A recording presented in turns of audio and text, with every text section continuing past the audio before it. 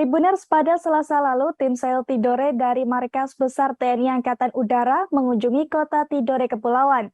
Hal itu dilakukan dalam rangka survei terkait kesiapan lokasi Sel Tidore 2022 Tribuners. Kunjungan Angkatan Udara tersebut diwakili oleh Wapor Dirga Kasau Marsekal Pertama TNI Tias Nur Adi. Dan bagaimana informasi lengkapnya, kita sudah terhubung dengan rekan Faisal Amin dari Tribun Ternate. Silakan rekan Faisal.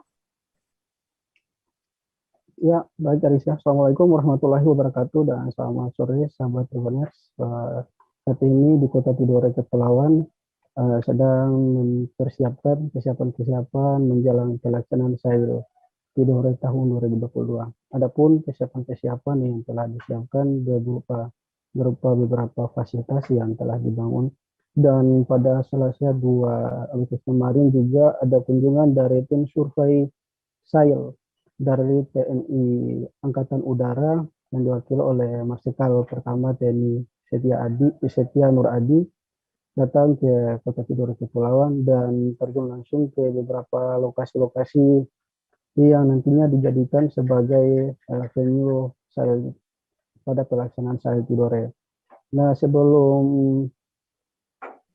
meninjau lokasi Sail Tidore, sebelumnya Marsikal Setia Nur Adi juga melakukan pertemuan di kantor wali kota yang disambut oleh Sekretaris Kota Tidore Kepulauan Ismail Lukumalamo.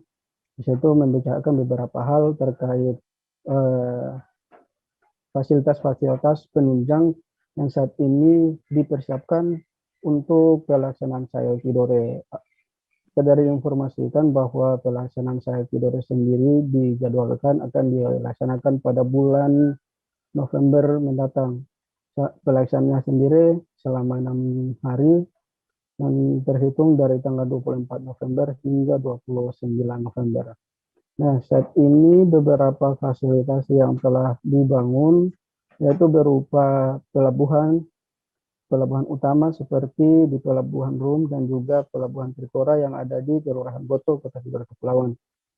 Nah, terkait kunjungan dari TNI AU ini, selain mengunjungi venue-venue yang telah saat ini dibangun, dan juga mengecek lapangan yang nantinya dari pendaratan dijadikan sebagai tempat pendaratan untuk penerjun payung, karena pada saat perhelatan nanti ada juga pertunjukan terjun payung yang dipertunjukkan oleh TNI AU. Makanya dari kunjungan kemarin itu tujuannya selain melihat kesiapan fasilitasnya juga ada juga mengecek lokasi-lokasi kesiapan untuk pendaratan penerjun payung, karena pada saat perhelatan juga ada beberapa pertunjukan yang